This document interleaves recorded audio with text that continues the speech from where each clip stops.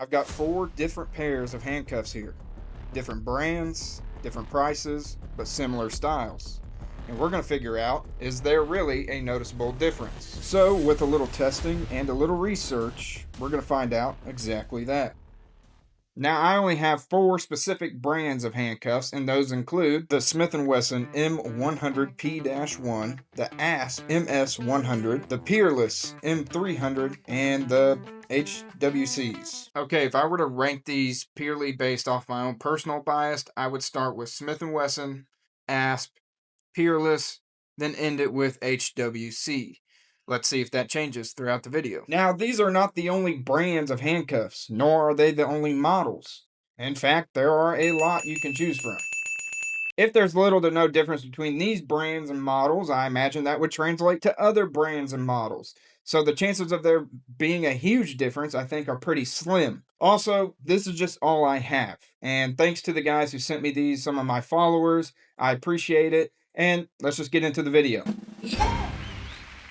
Now, I researched every one of these to find out what they're made of, how much they cost, and what the company's claims are. Starting with the Asp Model S100, or known as the Asp Century Cuffs, they are made from an all stainless steel construction with what they call an I-beam style rigged frame to reduce the flex compared to the other cuffs. They also have a bead blasted finish for less glare and more corrosion resistance. They of course come with a double locking feature and have dual-sided keyways with a single direction key operation to unlock the double lock. And let's note that this is the only pair here that has those features. They weigh about 12.5 ounces, and on the high end these will cost you about $55. Going forward with the Peerless handcuffs, this specific model, the chained Model 300 with the push-pin double locking system, is not common whatsoever. Why?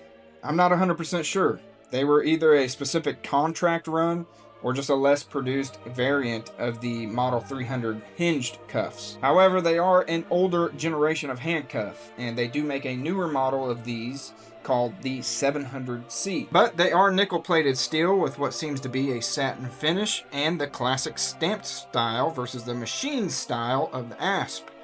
They also have no I-beam like the Asp, which is similar amongst the rest of these, which in theory means that these handcuffs should be a little more flexible. Going based off the newer models, they weigh roughly 10 ounces and they will cost you about $45.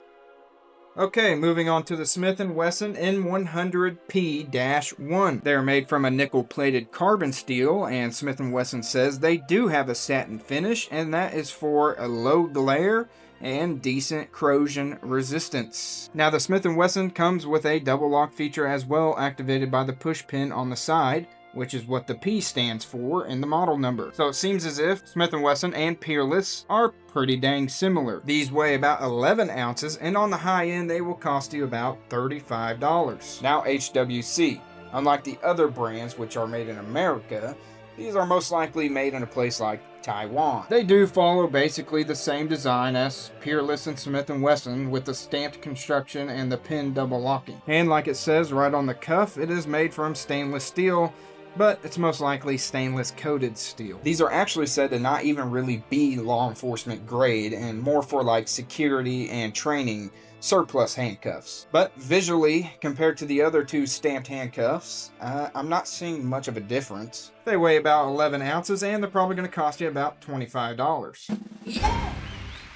Moving on, I gave my absolute best attempt at picking all of these handcuffs with 2 methods. I took a little bit of time to actually research how to pick handcuffs with a paperclip, and after doing so, I was actually successfully able to get the HWC handcuffs. Oh! HWC has been picked. That was actually fairly quick. And the Peerless handcuffs. Got it. Got Peerless. However, I could not get Asp or Smith & Wesson. I don't know if it's simple build quality, but the paperclip did not seem stiff enough to actually push the lever down to disengage the ratcheting system. For my second method, I tried to shim them all open with a sliver of aluminum I borrowed from a Diet Dr. Pepper can. I was able to get, again, HWC. Oh, got HWC. And surprisingly, Asp. Wow. Look at that. That was easy for ASP. I was not expecting that at all. I was unable to get Smith & Wesson and Peerless shimmed open. Peerless actually completely destroyed the piece of aluminum I had, and I just could not get the swing arm to come out without it tearing up. Yeah, it's stuck in there. I had to push it. It broke it. Yeah, the Peerless just broke, just shredded that up. Now I am using a piece of aluminum, so it's pretty flimsy. Maybe if I had a thin steel shim, that it would work better, but I am still very, very surprised on how easy it was to shim open the ASP. Okay, on to the final test here. Let's have a look at the ratcheting mechanism on each one and see if they can handle a little stress. So we have each one of them laid out here. We're going to listen to what they sound like and see how well they perform a cuff loop. We're going to go ahead and start with the ASP. Okay.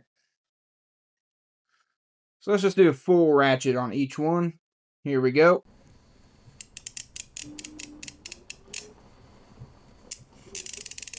Very smooth. Okay, then we're going to do a little cuff loop.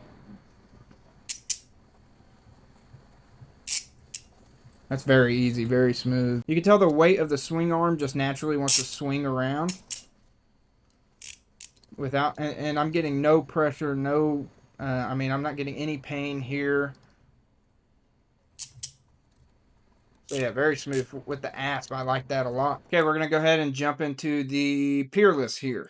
So let's give it a full ratchet. Okay, definitely not as smooth, but now each one of these have been used. I'm not going to go WD-40 of them up because we want them to kind of function how they would after them being used a couple times. We all use handcuffs, so we don't want them to be brand new and then crap out in a couple days. Now we're going to do a cuff loop on this one. Wow. Okay, definitely a little tougher. Not, that one didn't ratchet all the way, but not as... Let's get it to the end. There we go. Maybe it was just a user error.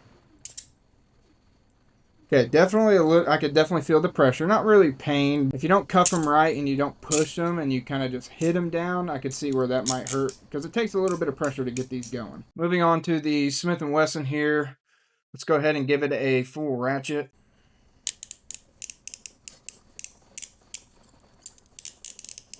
Definitely pretty similar to the Peerless, although this is not as smooth. I can definitely have to, I have to put some pressure to get it to ratchet. Everything is aligned. Okay, let's do a swing test. And let's get one more. Okay, same thing with the Smith & Wesson. Got to put a little bit more pressure on Smith & Wesson and Peerless. The ASP just kind of blew me away there. Those were really smooth, so that's kind of what I'm expecting for all of those as the standard. Let's get HWC.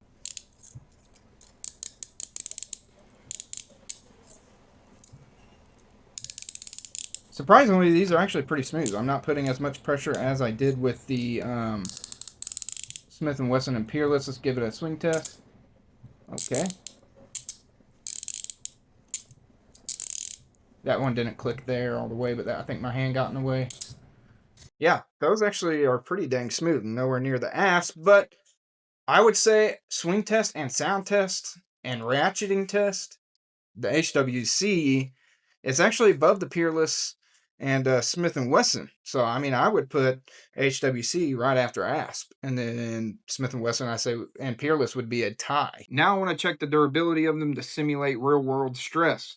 Something as simple as sitting on them or on a rusty being a little unruly. Okay, let's go ahead and get started with ASP. Now I'm just going to put a little pressure all over the cuff. I just want to see if there's any flexing. You know, this I-beam they said is to reduce flex, not stop it, but to reduce it. Now the main one we have issues with a lot, right, are whenever these swing arms get out of line with the slot. So if I really bend on this. Does it add a line with the slot? Okay, yes it does, and that was fairly easy. Wow. Now let's see if I can bend it back. And will it keep its shape if I bend it back? Okay. Now these often right here will bend together too, but this is pretty stiff. I don't know if I'm gonna be able to do that. Okay, so I can bend those back in, but it did, surprisingly. Wow, look at that. Come off track. Okay. As we got it straight back there. Now with Peerless, the same thing.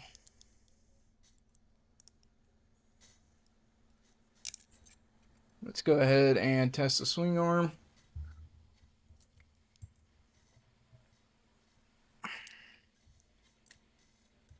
Okay, that one did not go off track. Let me try it again. There's really not...